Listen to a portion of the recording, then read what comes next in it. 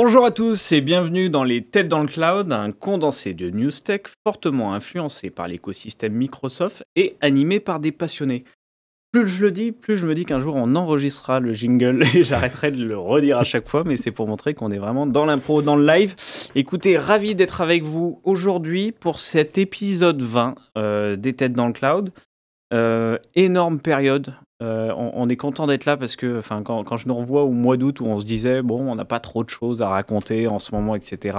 Là, les semaines ressemblent à des mois, les mois à des semestres, et on a l'impression qu'en une semaine, on est déjà obsolète sur la plupart des choses que l'on savait la semaine passée. Donc, il faudrait qu'on soit beaucoup plus, qu'on fasse un rythme presque hebdomadaire, voire journalier, s'il fallait qu'on soit à jour sur les Têtes dans le Cloud. Néanmoins, on va faire un gros rattrapage aujourd'hui pour l'épisode 20. Du coup, au sommaire de cet épisode du jour, alors nous aurons Romain, tu nous expliqueras que nous réserve la Power Platform en 2025.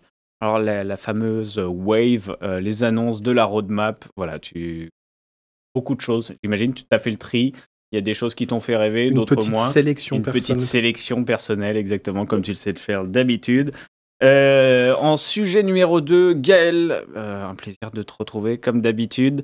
Tu nous expliqueras qui est ce fameux Microsoft 365 Copilot Chat, le petit nouveau dans la famille M365 et dans la famille Copilot, la grande famille Copilot. Est-ce vraiment un petit nouveau? D'ailleurs, ça sera la grande question. Je pense que c'est la grande question, effectivement. Exactement, ton me laisse déjà penser que... Il faut que j'arrête de faire ça sur un micro, ça ne se fait pas. Ensuite, Nicolas, vous avez dit développeur Power BI. Ça va choquer certains. Oh là là, on serait donc développeur sur Power BI. Écoute, cet abus de langage deviendrait-il une réalité?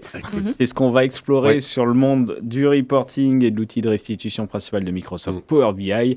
Et après, moi, j'aurai deux thématiques AI, parce que comme je vous l'ai dit, c'est un petit peu la révolution du moment, enfin la révolution des 2 dernières années.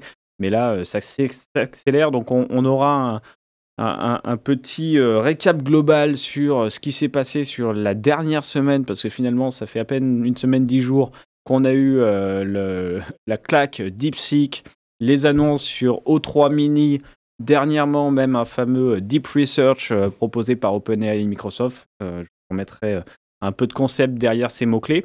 Et je ferai un petit focus sur un débat qui me plaît bien, l'annonce d'un modèle qui s'appelle, ou d'un agent qui s'appelle Operator de chez OpenAI, l'avenir ou la fin du web, et on ira explorer cette vision-là. On va démarrer du coup tout simplement, Romain, avec toi. Que nous réserve la Power Platform en 2025 ? Alors oui, il y a quelques jours est sortie la publication de ce qu'on appelle la Wave, donc la Wave 1 d'ailleurs, puisque Microsoft publie toujours en 2 fois par semestre, avec globalement toutes les annonces qu'il va y avoir pendant le semestre, avec surtout des confirmations de, on va dire, de public preview et de release public. Donc parfois des fonctionnalités qui ont été déjà vues ou déjà testées, d'autres qu'on pensait avoir depuis un moment, et puis non, en fait, pas du tout, elles n'étaient pas encore là.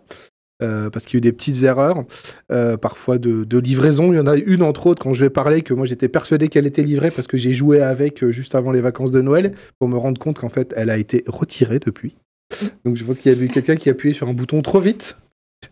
Mais voilà, globalement, alors, pour résumer la Wave 1, toujours pas de surprise. On pourrait commencer toutes les phrases. Ah bah de l'IA partout, quelle surprise. Voilà, ça reste toujours. Mais du coup, je commence pas par les sujets IA. Je vais plutôt terminer par eux. Parce qu'il y a quand même quelque chose... Enfin, et je pense que beaucoup de gens croyaient qu'on l'avait déjà, ceux qui ne sont pas développeurs Power Platform, pour utiliser le gros mot. On a beaucoup parlé ici quand la Power Platform s'est mise à être dans GitHub, des pipelines, de l'ALM, parce que tout au début, on avait un PowerPoint amélioré qui faisait des actions plus ou moins tout seul. Et puis aujourd'hui, on a une vraie plateforme technologique avec tout le cycle de vie, etc. Et donc, aux alentours du mois de mai, va sortir en bêta le mode développeur à la Visual Studio dans Power Platform. C'est-à-dire que, je l'avais dit ici, que quand on nous a dit que Power Apps, Power Platform allait être dans GitHub, pour être dans GitHub, il faut un code source. Et tout le monde n'avait aucun doute, il y avait bien un code source derrière Power Apps. Et donc maintenant après, aujourd'hui, on va avoir le bouton code. Voilà. Le bouton code. C'est-à-dire qu'on va avoir, ça veut dire quoi, on va voir le code de tout ce qu'il y a. Mais le vrai code, pas que les PowerFX. Voilà. Donc vraiment du front, du back-end, on va tout voir. D'une Power Apps. Voilà. En vrai, c'est ce que je vous ai dit, pour moi, il existait déjà. Tu peux pas être dans GitHub s'il n'y a pas de code. Donc, en fait, c'est juste qu'ils cherchaient un moyen, je pense, de le rendre lisible, d'avoir un éditeur. C'est une chose d'avoir un bloc de texte dans GitHub, c'en est une autre de le donner à un humain. Et oui, c'est ça. C'est que philosophiquement, le low-code, c'est ce côté un peu boîte noire où t'empêches les gens de manipuler ce qu'il y a derrière pour que ça reste du low-code et que tu n'ailles pas dans les travers d'aller essayer de le customiser. Là, aujourd'hui, c'est fini, ça. Alors, c'est pas que c'est fini, c'est que c'est toujours pareil. Il y a la posture Citizen Dev, etc. Apparemment, on pourra le bloquer aussi. Mais c'est juste que moi, je le vois côté Copilot Studio où je peux le faire. Copilot Studio était le premier à ouvrir l'accès code. Et franchement, il y a des fois, quand tu as des concepts, quand tu viens de la technique, quand tu es de la technique, il y a des fois, entre passer 5 minutes à enchaîner les clics. Et franchement, modifier une lettre dans une ligne. Moi, je l'ai fait juste avant les vacances de Noël. Il y a un moment, j'avais un par exemple, j'avais un problème, j'avais mis le mauvais déclencheur sur l'intégralité d'un process. Le problème, c'est que du coup, tu l'enlèves, tu casses tout ce qu'il y a en dessous dans l'interface, parce que tu l'enlèves, il faut. Surtout, je parlais du déclencheur, je parlais pas des petites boîtes en dessous pour ceux qui connaissent un peu. En fait, j'ai ouvert le code, j'ai changé le type du déclencheur.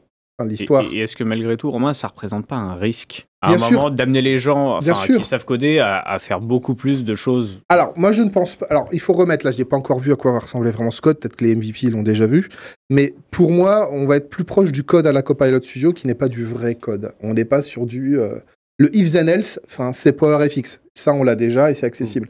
Moi, je pense qu'on va être plutôt sur quelque chose qui va ressembler à du Copilot Studio, un espèce de XAML ou un peu simplifié. J'allais dire un autre mot de langage, mais ça allait vexer des gens.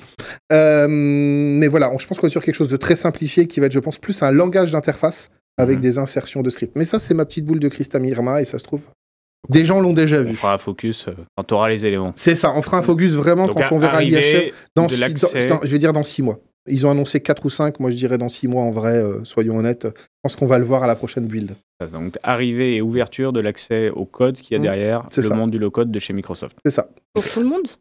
Les développeurs. Après, je pense pareil, il y a des questions de gouvernance. Je pense qu'on va pouvoir le bloquer.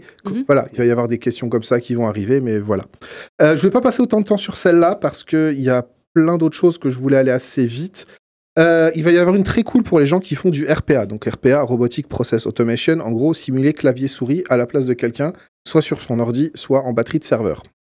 Phrase, il faut... c'est comme ton intro. Hein. Et celui-là, on garde bien cette définition parce que moi, à la fin, j'ai un petit sujet qui résonne avec ça. Et donc, le problème principal qu'on a, c'est un certain... Alors, Microsoft l'a pas fait, moi je vais mettre le nom dessus, je vais Bonjour SAP.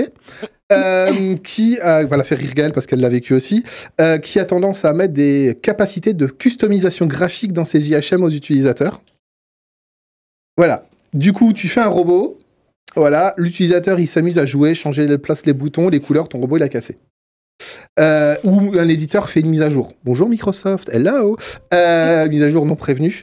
Voilà. Et donc, du coup, aujourd'hui, ton robot, il est mort, en fait, quand tu fais ça. Et alors là, ce qu'ils annoncent, c'est que grâce à l'IA qui va retenir tout ce qu'il y a. Déjà, il y a beaucoup d'IA dans la robotisation, etc. Ils vont rajouter une IA qui va redéduire les boutons qui ne sont pas à l'endroit prévu. Voilà. Si un bouton se déplace et n'est pas à l'endroit attendu, il va chercher à s'auto-corriger pour trouver le nouvel emplacement. Ouais, donc alors, on aura une certaine flexibilité. Voilà.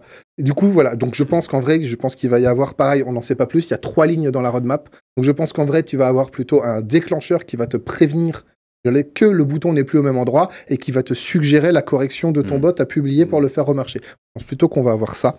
Parce que voilà. Mais bon. Ça, c'est intéressant. Ensuite, il y en a un. Et ça y est, on va commencer un petit peu à basculer du côté obscur avec l'IA pour aller très vite. Moi, on me l'a demandé encore ce matin. Et Antoine qui fait des signes. On ne s'arrête pas, donc pour ceux qui regardent la vidéo sur YouTube, vous avez une exclusivité qu'on n'a pas vu les Twitchers.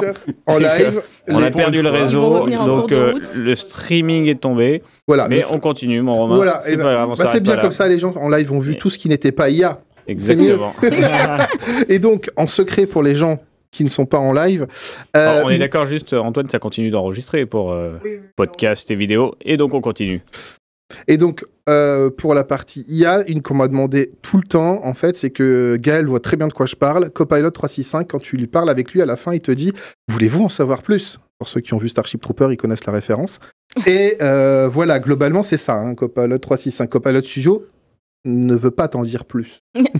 Il te répond et il passe à autre chose. Il sweep. Et l'idée, c'est qu'ils viennent de confirmer que, vu qu'en fait, aujourd'hui, maintenant, Copilot Studio commence à se rapprocher de Copilot 3.5, il va le faire aussi. Pareil, je mets mon doigt de Madame Irma. Aujourd'hui, Copilot Studio, tous les trucs vraiment cool, c'est quand tu as au moins une licence Copilot 3.6.5 sur ton tenant. En fait, il remplace globalement, vulgairement, il remplace Copilot Studio par Copilot 3.6.5 dans le mode de fonctionnement derrière. Ils appellent ça le on-onset mode. Okay. Et je pense que cette fonctionnalité va être également limitée au on-onset mode, puisque c'est du Copilot 3.6.5. Pareil, ma petite boule de Madame Irma, on verra si j'avais raison. Et par contre, ce qui va arriver, qui est aussi très demandé, on a beaucoup de problèmes de gouvernance en Copilot Studio. J'ai déjà parlé ici des outils de gouvernance qui vont arriver, donc je n'en reparle pas. Regardez nos anciennes émissions. Et par contre, là, c'est plutôt qu'aujourd'hui, ils vont mettre toute la partie installation, déploiement, suivi des déploiements dans Copilot Studio pour Copilot Studio. Quelle révolution. Alors, attends, parce qu'aujourd'hui, pour ceux qui ne savent pas, tu dois aller dans Teams, par exemple, si tu veux déployer du Copilot Studio. Oui, c'est depuis Teams que tu appelles. Entre autres. Alors que là, depuis Copilot Studio, tu pourras forcer le déploiement. C'est ça. Ce qui demande des droits d'admin Teams, par exemple, ce genre de choses. Okay. Donc aujourd'hui, et encore je n'en cite qu'un, il y a plein de façons de déployer du Copilot Studio, qui est aujourd'hui d'ailleurs un problème, parce que au fur et à mesure des mises à jour de Microsoft, parfois il y en a des modes qui ont un petit loupé, il faut repackager pour republier dans le mode qu'on voulait. Enfin, il y a beaucoup de mises à jour, beaucoup de fonctionnalités sont en preview, je rappelle. Quand tu prends tout ce qui est public release, ça se passe très bien. Et là, du coup, c'est vrai que c'est beaucoup demandé de pouvoir qu'un administrateur gère ça depuis Copilot Studio. T'as pas besoin d'être un admin Teams. Peut-être que l'admin Teams, je pense, va lui approuver, ça c'est ma boule de cristal aussi. Je pense que l'admin Teams va donner l'approbation. Sur une notif, va approuver la possibilité de le faire dans Copilot Studio. Tout comme, par exemple, dans Copilot Studio, tu peux demander à être publié dans des catalogues et tu as une approbation des admins. Donc moi, je pense que tu vas en vrai demander à l'admin Teams l'autorisation et ensuite, tu seras libre de faire ton cycle de vie de publication. Okay. Je pense que c'est plus ça en Madame Irma. Et je pense que j'ai... le dernier, pareil, que je vous ai teasé au début, j'ai fini, que je vous avais dit que je pensais qu'il était déjà sorti et j'en avais parlé ici, parce que c'était un matin avant de venir en tête dans le cloud. J'avais vu dans mes prompts, dans l'outil prompt de Hub AI, qui est la partie Power Platform IA, j'avais vu que j'avais un petit bouton, et pas qu'envoyer du texte à mon prompt, mais envoyer des documents. J'étais tout content, j'ai fait une capture d'écran, je vous l'avais tous envoyé. Et l'après-midi, quand j'ai voulu monter une démo, heureusement que j'avais fait une capture d'écran, le bouton avait disparu. Et voilà. Et c'était ça, c'est qu'en fait, ça ne doit sortir qu'au mois de mars, voire au mois de mai, je pense, en vrai. Et donc, en fait, on va avoir la possibilité d'avoir un système de prompt à la ChatGPT utilisable dans des connecteurs Power Platform, donc en Power Automate, dans des Copilot Studio, dans du Copilot 3.6.5, partout. Ouais, on va pouvoir prompter un peu partout, du coup. C'est ça. Mon Romain, si on se résume, du coup, les 4 sujets pour qu'ils soient plus clairs et surtout pour ceux qui récupèrent, peut-être, on est revenu sur le Twitch ou pas? Ou pas encore? Toujours pas. C'est pas grave, on continue. Donc, on avait...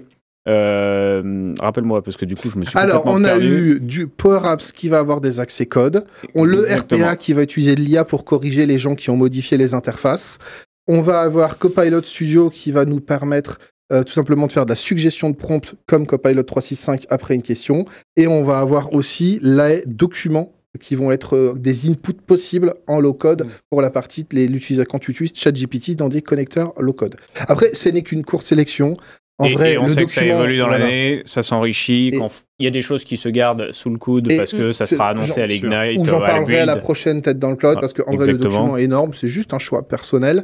Il y en a plein d'autres qui me faisaient envie. En vrai, ma première sélection, j'avais une quinzaine de trucs dont je voulais parler. Donc j'ai déjà réduit à 5, c'est bien. On essaye d'être synthétique ici, c'est déjà pas mal. Et on va du coup, et je t'en remercie Romain, parce que c'était efficace, simple, et en effet, je pense que ce sont des bonnes news. L'accès au code, c'est quand même une belle révolution conceptuelle, on va dire, donc je trouve ça hyper pour du low-code, oui. Exactement, pour du low-code, exactement. Le fameux débat n'est plus. Pour du low-code qui est devenu no-code en plus, ça va être le sujet de mon prochain post.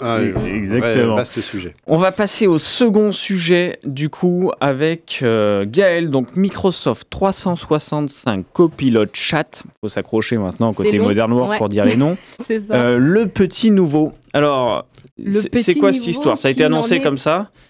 Pas un. Exactement, qui n'en est pas un. Alors, c'est quoi? Nouveau produit? Pas du tout? On le retrouve où? Je pense que concrètement, en fait, ce qu'a voulu faire Microsoft, c'est un peu clarifier les offres qu'ils avaient mis à disposition sur toute la partie Copilot, M365, globalement. Alors pour ceux qui ne le savent pas, Copilot, ça fait un petit peu 1 an là que c'est sorti. Il y a eu énormément de réorganisation, de nouvelles fonctionnalités mises à disposition, des choses qui fonctionnent, des choses qui fonctionnent un petit peu moins bien.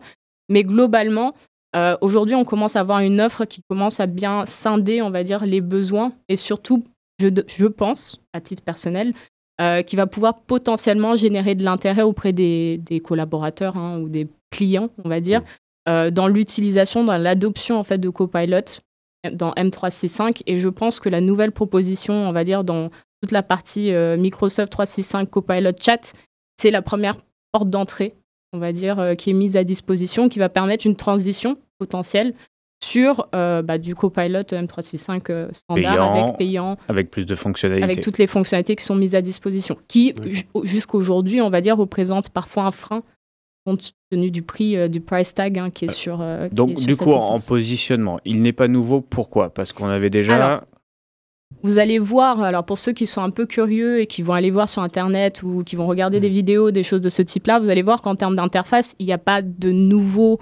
nouvelles propositions, il n'y a pas une nouvelle solution. Alors maintenant, c'est un petit peu plus facile d'accès globalement, mais il n'y a pas de changement en termes d'interface, en termes d'accès. Par contre, ce qui va changer, ça sera les fonctionnalités qui sont mises à disposition. Donc on y accède par Teams.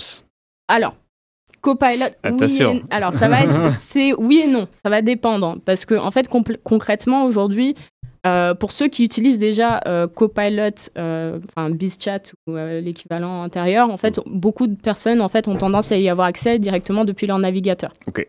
Donc ça remplace déjà cette partie Copilot Bing qu'on avait, Copilot for the Web et tous les noms qu'il y a eu derrière, qui était en effet quand on te disait tu veux une première version d'IAGen dans l'écosystème Microsoft et tu n'as pas de licence, tu vas là-dessus et gratuite sur Copilot Bing et tu vas avoir l'accès à l'IA générative ouverte sur le web par ailleurs. C'est ça, dans un contexte sécurisé parce qu'on est chez le client. Ça. mais bon, il y avait le côté tagué Bing, un peu plus côté Edge explorateur, moins rattaché à toute la stratégie entreprise du coup. Et je pense que initialement ça a été fait, je pense que c'était assez logique, donc pour différencier un peu les offres, on propose une solution qui est payante, qui est du coup plus mise à disposition dans les solutions proposées par Microsoft en lourd, en client lourd. Bien sûr. Donc dans Teams et toutes les autres solutions derrière. Aujourd'hui, on va se trouver à avoir, on va dire, un entre-deux, un petit peu. Donc, ce qu'il faut savoir, c'est que concrètement, tu vas avoir, pour ceux qui ont déjà l'habitude de travailler, ils vont avoir une interface qui est déjà habituelle quand on va sur Copilot dans le navigateur. Et on va retrouver en fait certaines fonctionnalités qui n'existaient pas avant. On a un petit tableau, je crois, des fonctionnalités. On a un petit tableau qui sera mis à disposition. Alors, du coup, par exemple, on va avoir la fonctionnalité de pouvoir, qui serait nouveau, de pouvoir ajouter par exemple un fichier dans la version web. Chose qu'on ne pouvait pas faire avant. Très bien. Par exemple. Donc, ça va permettre d'exploiter déjà des données autres que la version gratuitement, web. Je le rappelle. Gratuitement. Gratuitement. Alors, il y a une petite nuance. Non, mais gratuitement. Non, il y a quand même un sujet. C'est gratuitement dans un monde Microsoft 365. Donc, il faut des licences Microsoft 365. C'est pas les users tu les payes, privés. mais il n'y a pas de surplus. Il n'y a pas de surplus pour faire de l'IAGen. Et c'est ce qui m'intéresse dans la news. Moi, j'ai mis un peu de temps à la comprendre. Je suis venu voir les équipes Modern Work le lendemain en disant j'ai rien compris. Alors, le nom, je t'avoue que moi, pareil, non. Et le renaming, c'est toujours un petit peu. On ne sait pas trop. Alors, c'est du marketing, alors ce qui est normal, mais une fois qu'on s'approprie un peu le sujet, on comprend un petit peu, on va dire, la volonté de Microsoft derrière. Et donc, quand on parlait de la version gratuite ou payante, il y a un entre-deux. Dans cette nouvelle version, en fait, on va avoir du coup tout un package qui est gratuit. Donc, on va retrouver en fait le Copilot Chat habituel. Donc, vous envoyez ces prompts qui va exploiter des données du web. Vous allez par contre avoir du coup toutes les nouvelles fonctionnalités un peu sexy qui va permettre vraiment de pouvoir pousser un petit peu l'utilisation et ne pas juste se baser sur une utilisation vraiment basique, on va dire, de ChatGPT.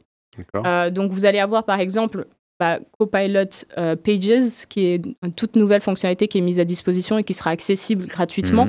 Où ça, par exemple, va vous donner la possibilité de pouvoir collaborer sur des résultats de prompts que vous aurez en fait lancés sur Copilot. Je fais une bibliothèque de prompts. Par exemple. Et en fait, ce qui est hyper sympa, c'est que en fait, en termes d'interface, ça reprend un petit peu en fait, des composants Loop.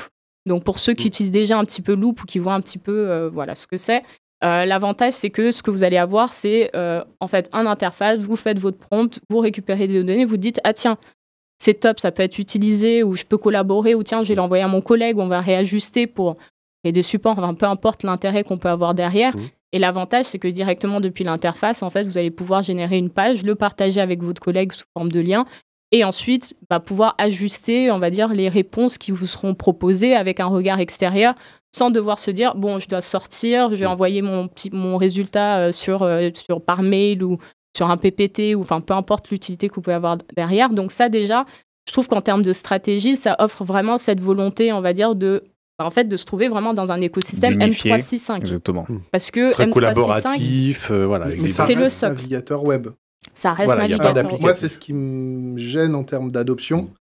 Pourquoi ils l'ont pas ramsissé pour du pro dans Teams? Parce que je vais aussi dire autre chose que c'est le fait que ça soit du navigateur web. Beaucoup d'entreprises, les gens à qui on donne pas d'outils, la page d'accueil de leur navigateur web, c'est l'intranet. Donc jamais ils vont aller dans l'outil, jamais ils vont le voir. Alors, effectivement, je pense qu'en fait, il y a deux sujets, je pense, en termes d'adoption. Aujourd'hui, on sait que si on veut déployer, on va dire, des licences vraiment basiques, quand je dis basiques, avec des air quotes, des basiques M365 Copilot, les entreprises savent qu'ils vont devoir sortir au moins 30 € par utilisateur, ce qui déjà, en termes de financement dans un outil qui ne savent pas forcément quelle valeur ajoutée va leur apporter, peut parfois être assez un frein. Concrètement, là, sur la version, on va dire, un petit peu gratuite, qui va aussi donner d'autres possibilités d'avoir, on va dire, certaines fonctionnalités additionnelles qu'on n'avait pas avant. Donc, par exemple, juste pour terminer, et puis je reviendrai dessus, mais en parler un petit peu de gouvernance, aujourd'hui, dans cette version un peu de M365 Copilot Chat, vous allez avoir la possibilité, par exemple, d'avoir accès à tout un environnement pour les IT, pour pouvoir gouverner un petit peu le déploiement, un petit peu de tout ça. En plus de pouvoir avoir la possibilité d'exploiter des agents, pour revenir un petit peu donc pour ceux qui ne savent pas, et pour vraiment banaliser le terme des agents, parce que je ne suis pas du tout technique, je suis très fonctionnelle en approche.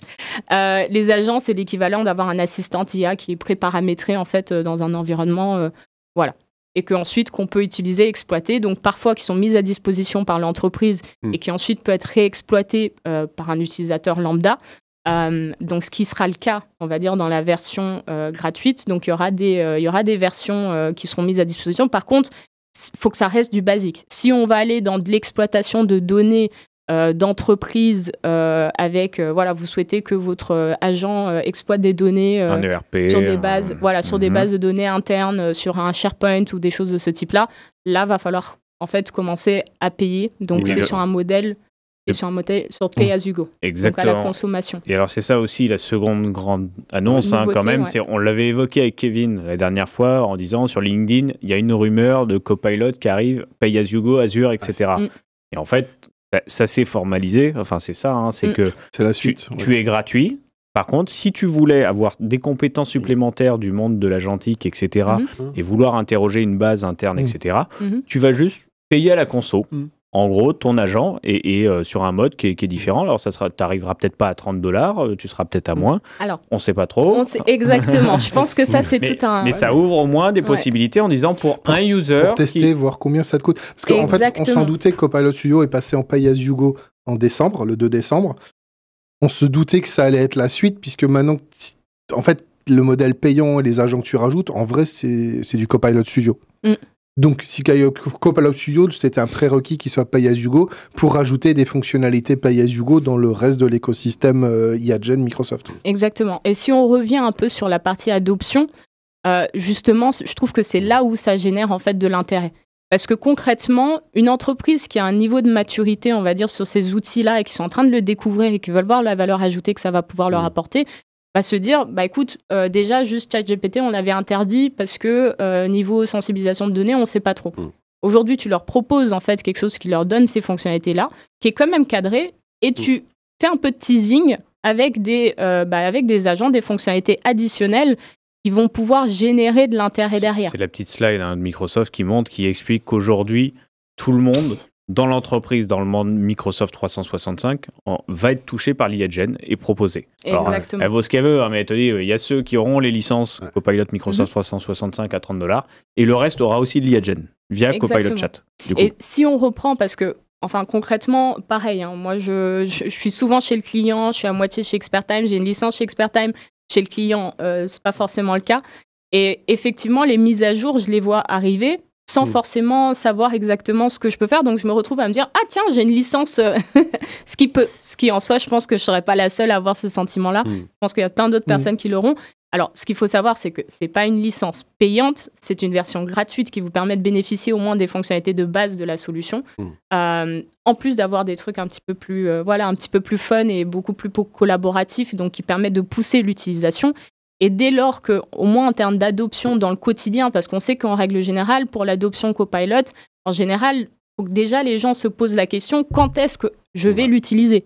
Exactement. Parce qu'ils sont tellement dans leur... ils maîtrisent leur travail, ils sont dans la production. Et là, tu vas pouvoir faire de l'enquête, un peu savoir sur la version gratuite, est-ce que vous avez besoin d'aller plus loin ? Est-ce que déjà vous l'utilisez parce que c'est gratuit ? Tu vas pouvoir répartir en fait tes usages. Et je pense que même, ça donne beaucoup plus de flexibilité et d'opportunités derrière, parce que des entreprises peuvent se dire, en fait, on peut faire des études de cas pour pouvoir en fait, porter le sujet et se dire, en fait, on a besoin d'une licence ou pas. Où on sait que 80% de nos collaborateurs, avec la version gratuite, en fait, parce qu'ils font de la correction de et tu vois, je vais rajouter 2 commentaires quand même. Enfin, moi, je trouve ça assez puissant comme annonce pour plusieurs raisons. Alors, tu parles, Romain, de la version on-prem, etc., desktop. Maintenant, je parle pas de la version. Non, mais le fait qu'on ne l'ait pas sur le client lourd, on va dire. Ou dans Teams, tout simplement. Teams peut être online. Tout à fait, mais qu'on n'ait pas le client lourd. La première info, c'est quand même, pour les entreprises qui sont full SaaS, façon de parler, qui n'ont pas déployé de client lourd, là, il n'y a pas de débat. En fait, tu l'as dans ta suite Microsoft 365. Tu aurais pu l'avoir dans Teams. Et alors, dans Teams, tu aurais pu l'avoir dans Teams. Et à mon avis, ça se trouve, c'est une question d'évolution. Peut-être que dans la version lourde, on l'aura demain. Le deuxième sujet qui est assez puissant quand même, c'est que ça clôt le débat pour moi des Secure GPT. C'est-à-dire que ça fait 2 ans qu'on se dit « Ah, mais ton entreprise, elle n'a pas réagi, elle n'a pas encore proposé de solution interne à ses employés. » Plutôt que se perdre dans Bing sur un usage et une stratégie qui était perdue, là, on reste, comme tu dis, dans une stratégie produit. Tu as Microsoft 365, tu as ton Secure GPT. Et pas à moitié, parce qu'on te permet de faire du fichier. C'est ce qui est le premier besoin qu'on a eu sur ChatGPT. Génération d'images aussi. Je charge mon fichier. Alors, certes qu'un fichier, mais un fichier quand même. Donc ça, je trouve ça quand même assez puissant, c'est qu'ils n'ont pas fait les choses à moitié. Et je vais même ouvrir le débat sur Mathématiques Futures avec une fonctionnalité qu'ils ont rajoutée. On expliquera pourquoi. Mais ils ont annoncé le Think Deeper, c'est ça, je crois, Gaëlle, Deeper, ouais. Voilà, qui est le fait, gratuitement, de bénéficier de GPT-o1, les nouveaux modèles dont on a déjà évoqué, de raisonnement, donc qui te permettent de répondre plus à des sujets sur du développement de code, des problématiques de maths ou des choses comme ça. Des modèles qui ont une approche différente, qui, quand tu leur poses une question, ils décomposent. Ça met plus de temps à répondre. Oui, mais ils décomposent ta question plutôt qu'ils répondent en one-shot. Ils vont se dire, OK, tu m'as posé ça, donc ça sous-entend tel problème, etc. C'est réfléchi. Ce sera réfléchi, exactement. C'est des modèles de raisonnement. Et ça, ils le rendent gratuit dans Copilot Chat. Donc, finalement, Copilot Chat, ça pourrait être juste te permettre de faire de la synthèse un peu basique, génération. Non, tu peux charger un fichier, analyser tes fichiers, tes docs. Tu peux, au moins doc par doc, et tu as les modèles les plus avancés gratuitement. Donc je trouve que c'est une belle proposition de valeur pour l'écosystème Microsoft 365 global, finalement. Moi, je sais que personnellement, donc oui, alors à part quand on va au-delà du changement de nom et qu'on se dit en un an, il y a plein de choses qui ont changé, on se dit OK, en fait là maintenant, je trouve que l'offre, elle est plus claire et elle est plus sensible aussi d'une certaine manière qui permet ensuite de justement pouvoir générer de l'intérêt chez des clients qui aujourd'hui ne sont peut-être pas intéressés. J'allais dire. Pour moi, ça va peut-être situation un peu bloquée aujourd'hui où il y a des clients qui sont peut-être moins amenés à passer sur du Copilot par le fait de la licence. Exactement. C'est que ça coûte et il y a un engagement derrière. Que là, avec le progressif et le PSU Go, pour moi, c'est la grosse nouveauté. Et d'ailleurs, tu peux faire des campagnes d'adoption beaucoup plus larges en disant on aura des groupes. Allez, les 2000 licences qu'on a pris, Copilot. On les dédie à telle population pour faire une étude poussée. Et puis, on embarque le reste quand même. Voilà. Comme tu faisais avec le 3 et le 5, les licences Microsoft. Comme tu faisais avec Power BI et Power Query au début. Ça reste dans une logique Microsoft, très Microsoft. Par contre, ça, du coup, c'est marrant, c'est que ça, on va cocher la case des prédictions. Parce que ça, il y a à l'époque, quand Copilot 365 est sorti, on avait eu le débat des licences, de la petite population, et on avait dit, mais je vous rappelle que tous les produits Microsoft, à la base, ne faisaient pas partie de Microsoft 365, ont tous eu une vie parallèle avec supplément avant de devenir une intégration native du produit. Et là, on voit que du coup, on va avoir un M365 chat qui va être le natif, qui reçoit énormément d'évolutions, et du coup, Copilot 365 va devenir la version premium. Exactement. Et d'ailleurs, dans le tableau, on le voit, hein, c'est que qu'est-ce que ça rajoute aujourd'hui? En gros, ils considèrent que les fonctionnalités de base de l'IA Gen, c'est dans Microsoft 365. C'est d'ailleurs pour ça qu'ils ont renommé le nom Microsoft 365 Copilot. Ça fait partie maintenant du produit. Par contre, c'est le reste, c'est l'intégration à l'écosystème Office plus large, le système des agents, tous les mécanismes de contrôle de l'entreprise un peu avancés qui font la valeur du Copilot payant, en gros. C'est ça l'enjeu. C'est l'exploitation, en fait, vraiment de nos données internes au quotidien. Et c'était devenu nécessaire parce que tout comme on avait toujours beaucoup de Shadow IT sur plein d'outils, surtout le low-code, on l'a beaucoup vu. Oui. Et on sait qu'il y en aura toujours, mais la Shadow IA, qui est un des sujets qui t'intéresse beaucoup, il faut lutter. Et tu pouvais pas lutter tant que tu n'avais pas ça, en fait. Exactement. Sauf que du coup, ça veut dire que Google va réagir. Moi, je dis, à quand j'ai Gemini gratuit dans Chrome? Alors, et tu fais bien évoquer, c'est vrai que j'ai fait une petite intervention sur le Shadow AI dernièrement, et les chiffres qu'on sortait, c'était l'étude de Forrester qui disait 60%, j'ai même vu du 75% dernièrement, des utilisateurs en entreprise étaient voués à utiliser leur IA personnel, leur chat GPT, etc., dans le contexte de l'entreprise. Oui, oui. Donc c'est une vraie réponse, c'est une super news, ça explique beaucoup de choses qu'on avait évoquées sur le pay-as-you-go, etc., la stratégie un peu plus claire, hein. Et il y a d'autres enjeux qu'on a perçus autour du pay-as-you-go, mais on reviendra peut-être. Je peux juste faire un petit commentaire sur le pay-as-you-go. Je pense que c'est là où c'est un petit peu flou. Alors ça va permettre, on va dire, côté entreprise, de pouvoir identifier les coûts. Mais je pense que nous, on va dire en termes d'experts dans l'adoption un peu de toutes ces solutions, la question qu'on doit se poser, c'est est-ce que nous, on aura accès en fait de savoir concrètement, financièrement, ce que ça représente, cette utilisation. Et c'est ça qui, en soi, va fonder nos bases. Est-ce qu'on va exploser est-ce qu'on saura la licence moyenne, finalement, ou pas? Exactement. Mais je pense que c'est ça aussi qui va permettre de faire le choix et la décision entre les deux.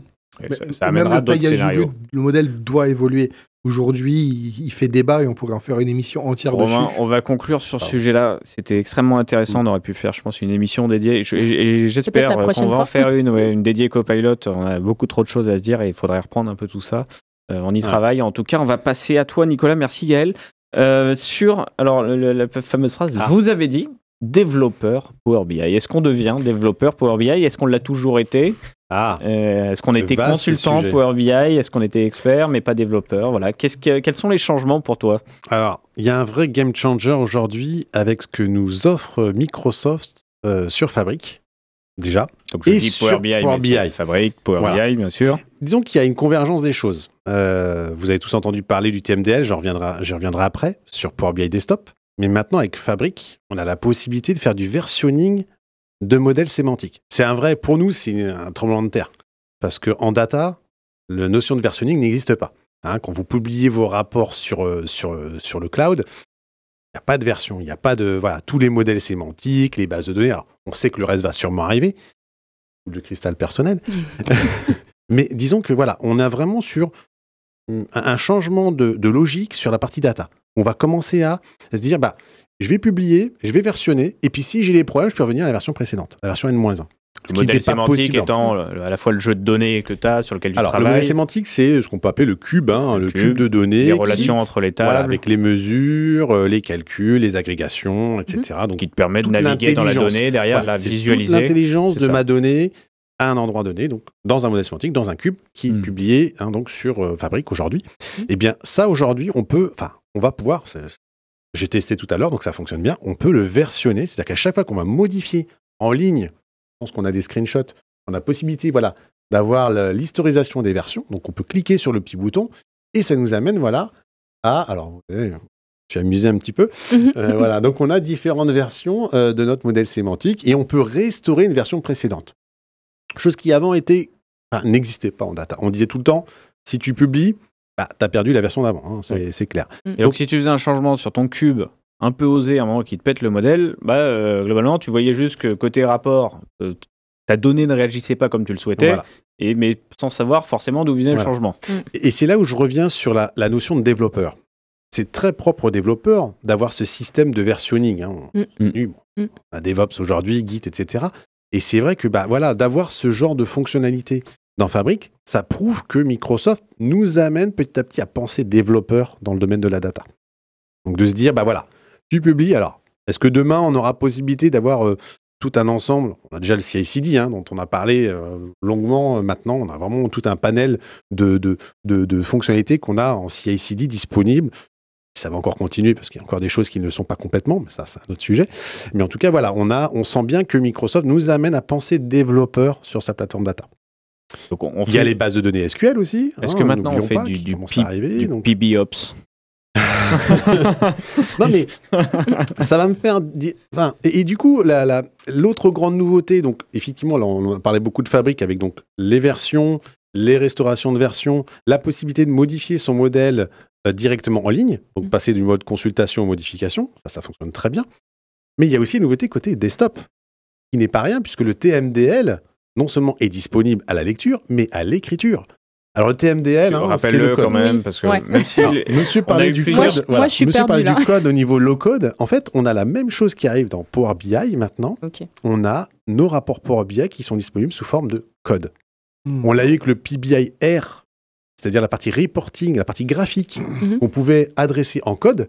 Alors, je pouvais modifier l'emplacement de mon visuel de façon code, donc en modifiant justement les coordonnées de la position du visuel directement dans du code. Ça, c'est déjà une petite révolution pour nous, alors qu'on a l'habitude d'y aller en drag and drop, bien sûr.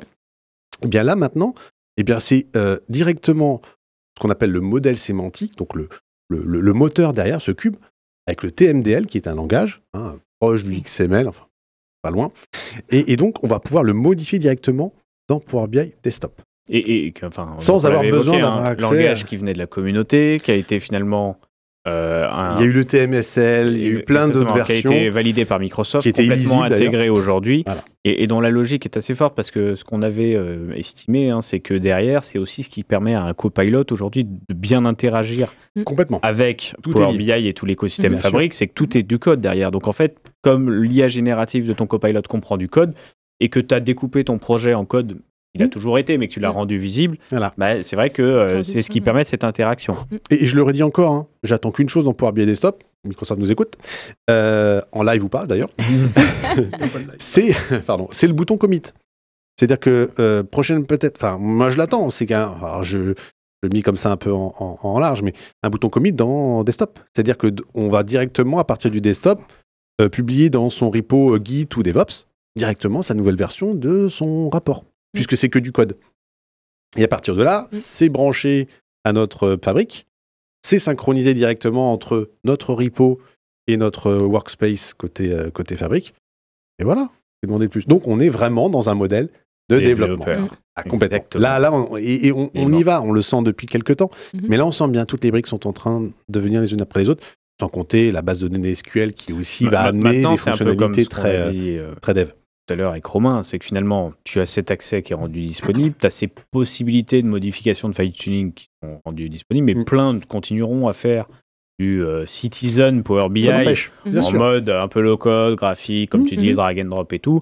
Quand les plus avertis ou les projets les plus critiques iront justement peut-être fine-tuner avec une approche beaucoup plus dev, code, etc. C'est la valeur ajoutée en fait des professionnels. Alors, les professionnels ont déjà la valeur ajoutée qu'ils ont toute la partie conception d'une application ou d'une base de données, qui est quand même parfois très difficile à aborder pour quelqu'un qui n'est pas de ce métier ou de cette formation. Mais moi, je pense à SharePoint. SharePoint, quand on le regarde, c'est un outil qui a d'un côté des interfaces en clic-clic complètement dingues. D'ailleurs, la Power Platform n'est qu'une extension des moteurs de workflow de SharePoint. À la base, on avait les moteurs de workflow, d'ailleurs, qui sont en train de rendre l'âme en 2025 enfin, et de disparaître. Mais globalement, ce n'est que ça. Et finalement, SharePoint, à côté de ça, on avait l'option faire du full code. Et ça a toujours été le cas. Et je pense surtout sur les Power quelque chose, pour rappeler Power Platform, Power BI, les gens oublient toujours que c'est dans le même Power. C'est vrai. Je pense qu'ils ont besoin de cet accès code parce que nous, côté pro, il y a des fois, mais juste être bloqué pour répondre à un besoin client, ou de dire que ça va coûter plus cher alors qu'on est censé être des pros, c'est moche, que le client final, lui, mette quelques heures ou quelques jours à cliquer comme il veut dans l'interface pour avoir ce qu'il veut, il l'entend, et que nous, on lui dit, ça, désolé, je peux pas aller plus vite. C'est moche parfois. Ouais, et il y a des fois, il y a des choses. Par contre, le côté code va ouvrir beaucoup de choses. Va ouvrir la templétisation, la génération, l'insertion, les IS. Enfin, il y a tout un univers qui va s'ouvrir. Des développeurs. Pour nous deux, voilà. L'univers du développement, mais attention, là où je mets un petit bémol, et là, je suis un peu côté grincheux, qui sort, c'est que, ok, mais c'est open bar pour tout le monde. Qui dit demain que la personne qui a l'habitude de faire un peu du visuel, du data vis et faire un peu les mesures, voilà, parce qu'aujourd'hui on fait des mesures en cliquant sur un bouton, nouvelle mesure, tac, on a la barre, etc. Là avec le TMDL, on voit notre mesure et sous forme de code. Donc qui demain va pas aller toucher, de la modifier, ça fonctionne plus, etc. Bon, heureusement maintenant on a le versionning. Mais voilà, oui, non mais ils ont peut-être pensé avant, ils se sont dit tiens le versionning fera que voilà. Des personnes qui n'ont pas à toucher du code, ou en tout cas qui n'ont pas l'habitude de toucher du code, s'ils font une bêtise pour revenir à la version précédente, évidemment. Mais voilà, mais en tout cas, ça ouvre des perspectives énormes, et pour moi, c'est un vrai game changer. C'est même, alors pour revenir à la question du départ, développeur Power BI, peut-être que oui, en 2025, on pourra dire tu es un développeur Power BI ou développeur Fabric à quelqu'un, alors qu'avant, c'était toujours un peu... Il l'a dit. Ça sera marqué alors dans les journaux. Alors qu'on se disait tout le temps, non, on n'est pas développeur, on est des experts, mais pas vraiment Benjamin, des développeurs. si tu nous attends dans tes vacances. Oh, il nous entend, parce que depuis tout à l'heure, on a un petit fantôme qui se balade. Exactement.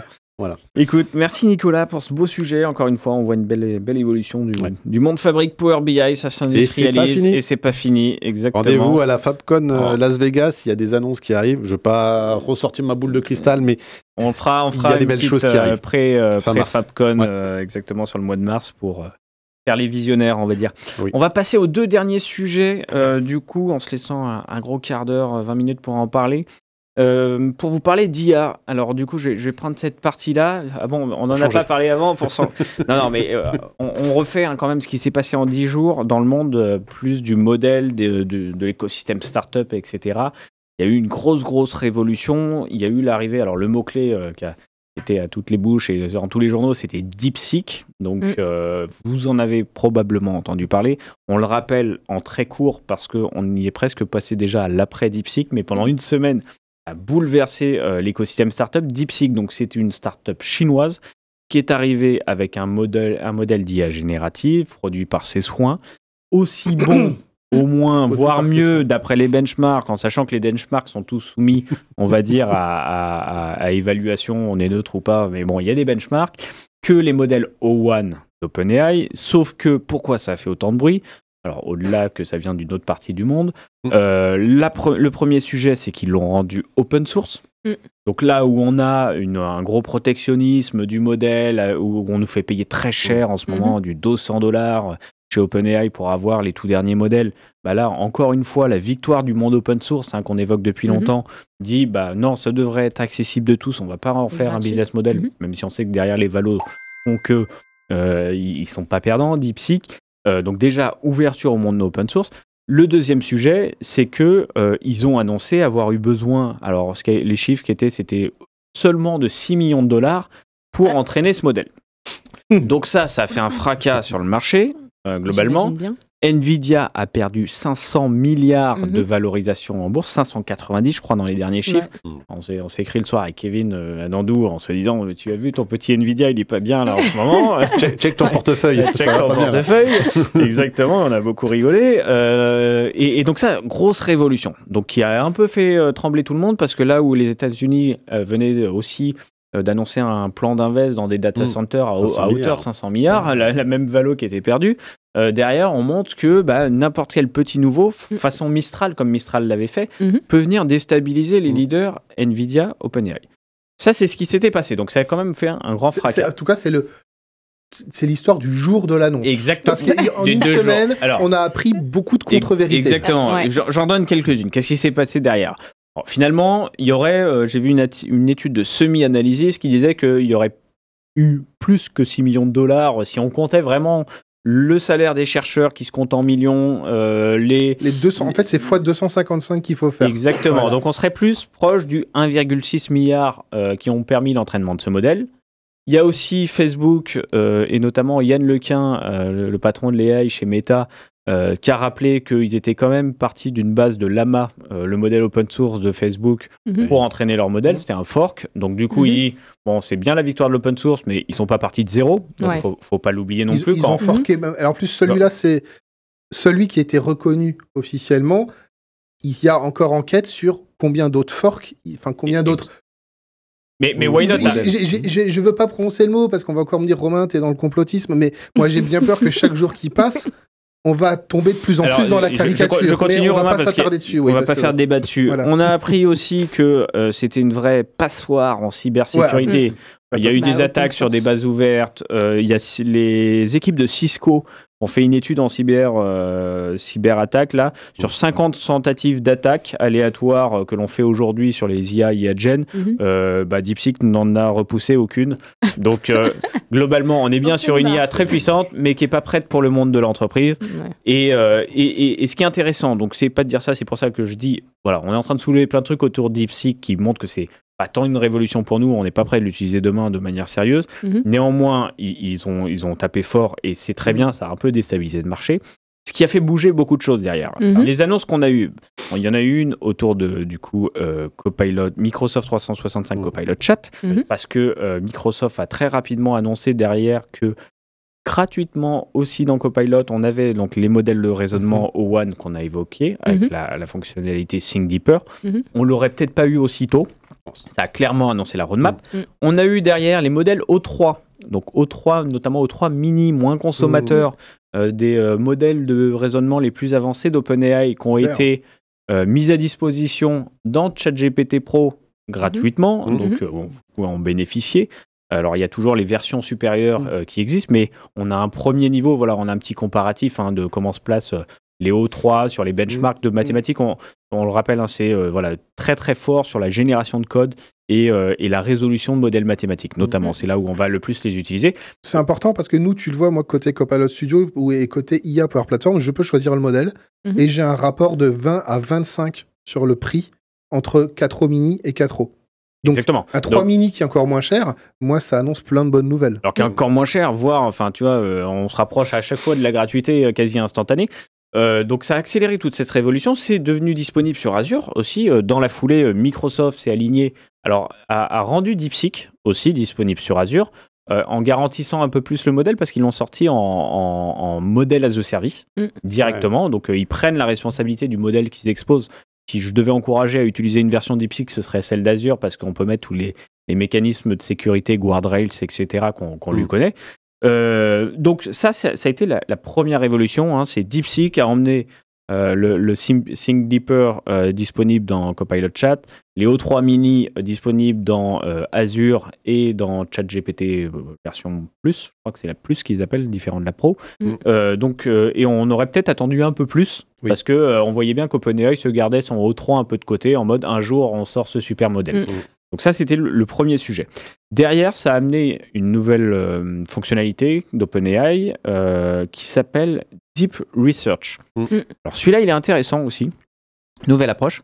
C'est un agent qui va aller chercher sur le web pour vous répondre de manière très pointue.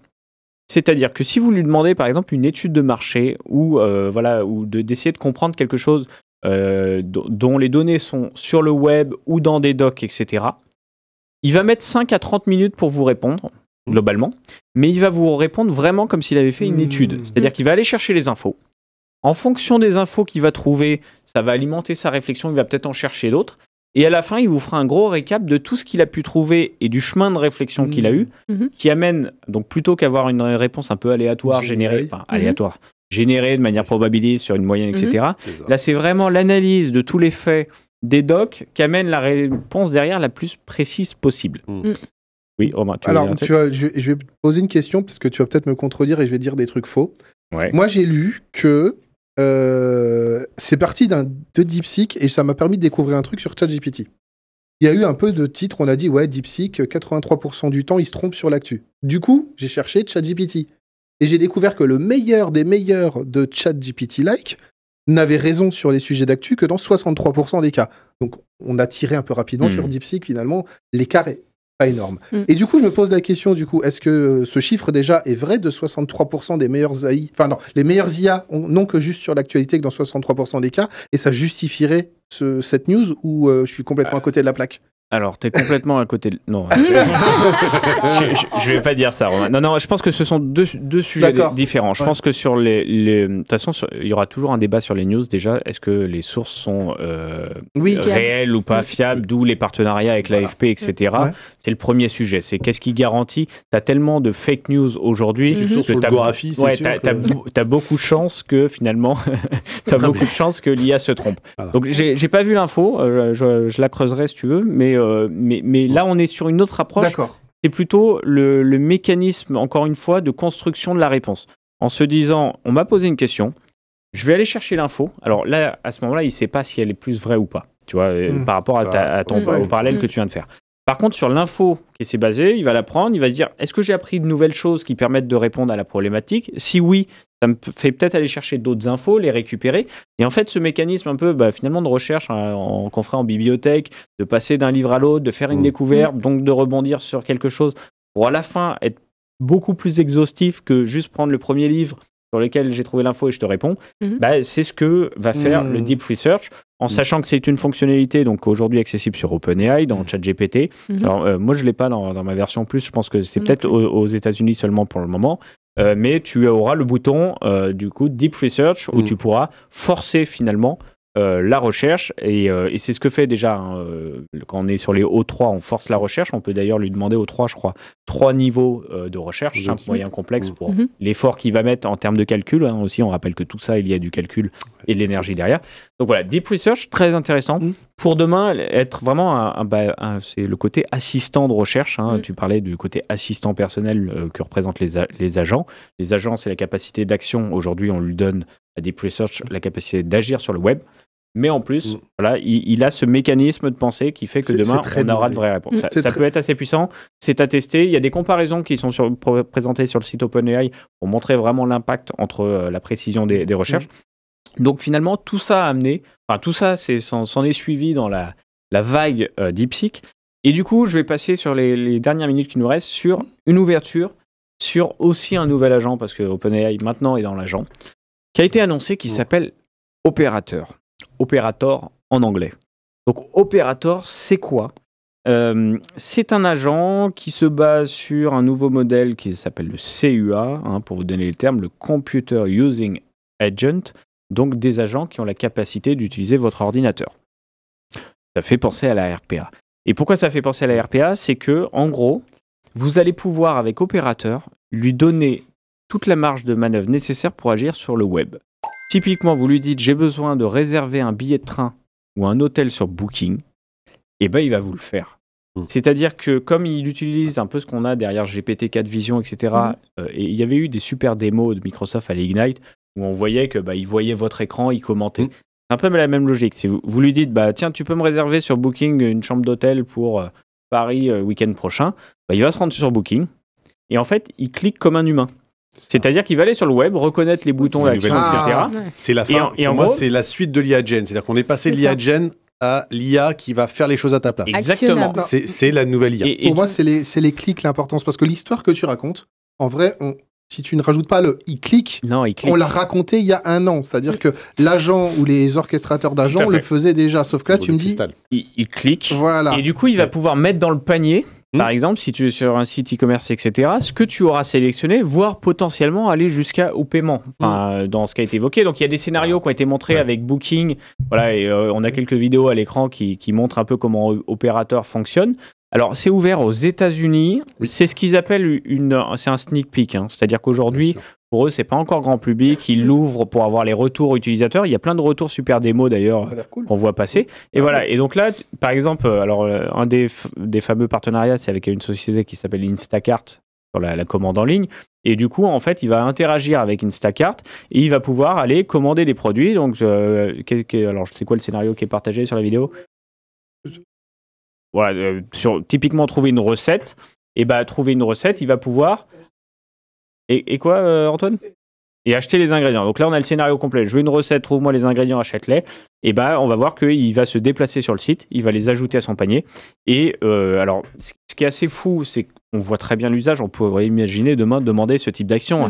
Je suis en retard, est-ce que tu peux me commander les billets de concert ou fais-moi mes courses, etc. Juste en les dictant. Comment il va faire pour te créer le compte? Il faut cliquer sur le bouton « Je ne suis pas un robot ». Alors, bonne question. Non, mais bonne question. Alors, bon. Je ne l'ai pas testé, je ne peux pas te dire, je n'y ai pas accès. C'est du partenariat. Tu ne pourras pas faire tout n'importe quoi. C'est partenariat avec certains opérateurs. C'est juste la preuve que les CAPTCHA d'aujourd'hui, avec l'avancée de l'IA, n'ont plus aucune valeur. Exactement, parce que ce qu'ils te disent aussi, c'est qu'ils gèrent les CAPTCHA. Voilà, c'était pour ça que je te fais la transition, ça me fait beaucoup rire. Donc c'est capable de saisir, donc de se connecter, saisir des informations de paiement ou résolution de CAPTCHA. CAPTCHA, ça fait partie des tâches qu'il saura faire. Et ce qui est intéressant, et moi la vraie question que j'ouvre, enfin l'ouverture que je fais, c'est pourquoi l'avenir ou la fin du web? Parce que je pense que c'est l'avenir du web dans le sens où pouvoir interagir via la voix, par exemple, avec une AI qui ira sur le web à ta place pour chercher de l'info ou faire des actions, ça nous fera gagner du temps. À un moment, voilà, ce côté, je vais chercher à ta place, faire un benchmark des meilleurs prix sur tes billets de train, etc. On peut imaginer plein de choses. Par contre, je vois aussi la fin du web, parce qu'on pense à tous ces robots qui demain vont crawler le web entier. Si on avait utilisé tout ça, demain, le web, finalement, ce serait peut-être plus des personnes qui naviguent, mais que des robots qui naviguent, et surtout qu'on le sait qu'ils vont le faire à une échelle très importante. Donc la perf des sites va être grandement impacté parce que les robots ne seront pas limités en clics, pourront peut-être aller très très vite, plus que les sites ne peuvent l'accueillir finalement. Et du coup, tu as un vrai risque. Il y a déjà eu des sites qui sont tombés, j'ai vu des articles passer, parce que tu as les robots d'OpenAI qui crawlent en ce moment l'indexation des sites, etc. Il y a plein de choses qui jouent. Et tu dis, c'est quoi le web de demain quoi? S'ils ouvrent ça, etc., peut-être que le web de demain, c'est juste un web d'AI qui navigue. Et on repensera la manière dont on fera les UX et l'UI des sites web, parce qu'on n'aura plus besoin de faire des trucs jolis. Il faudra juste faire des choses avec l'info. Que les AI sauront bien, sur lesquelles elles sauront bien interagir. Donc voilà, ce opérateur, moi, me donne plein d'idées. C'est génial parce que c'est tous les... Enfin, moi, je suis je suis un informaticien, donc la probabilité que je sois un geek est élevée. Et du coup, tu regardes beaucoup de scénarios il n'est pas à moitié. Voilà, de scénarios de science-fiction, de mondes de science-fiction. Tu prends les Star Trek, tu prends les cyberpunk, tous ces trucs-là. Internet, des sites Internet... Dans ces univers pensés il y a des décennies en arrière, Internet n'est plus qu'un bloc de texte parce que tu discutes avec des intelligences artificielles qui te résument des informations qu'ils trouvent sur l'équivalent du net. Et en fait, tu vois que donc finalement, les littéraires, à une époque où les IA n'existaient absolument pas, il y a des décennies, voire 70 ans en arrière, avaient déjà imaginé que quand il y aura l'IA partout, il y aura pas la notion de web ou d'Internet depuis des décennies, en fait, elle disparaîtra au profit des IA. Donc moi, je trouve très drôle ta conclusion, parce que finalement, le monde des littéraires et de la littérature fantastique avait déjà fait ce pronostic il y a des décennies. Oui, non, mais juste, alors, ça me fait penser à une histoire. Vous vous souvenez du gars qui avait eu plus de $1000 de dépenses sur Amazon? Vous vous souvenez de cette histoire? Avec Alexa? Tu te souviens de l'histoire? Et en fait, le gars s'était rendu compte qu'il avait toujours les mêmes commandes, etc. Ça partait en boucle. Et en fait, il s'est rendu compte que c'était son perroquet qui commandait sur Alexa. Parce que lui commandait sur Alexa, et en fait, le perroquet avait mémorisé ça, et c'est le perroquet. Donc en fait, on est passé du perroquet à l'IA. Demain, il faudrait de la reconnaissance quand même de voix pour limiter la casse, on est d'accord. Après, aujourd'hui, Operator, il a son interface. Enfin, c'est pas comme je le décris, dicté par la voix, etc.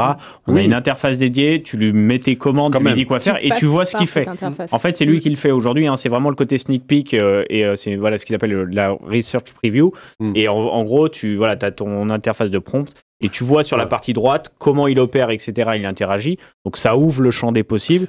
Néanmoins, avoir la sécurisation de ça. Je reprenais le perroquet. Si on fait notre anticipation, justement, une IA folle qui te fait de la dépense dans tous les sens, sur tous les sites marchands. Dans les meilleurs scénarios d'anticipation, on est très proche de ça, de voir c'est exactement ce qui a été décrit. Donc c'est ce qui est fou, moi je trouve, dans cette news, c'est qu'Operator, ça ouvre un truc incroyable.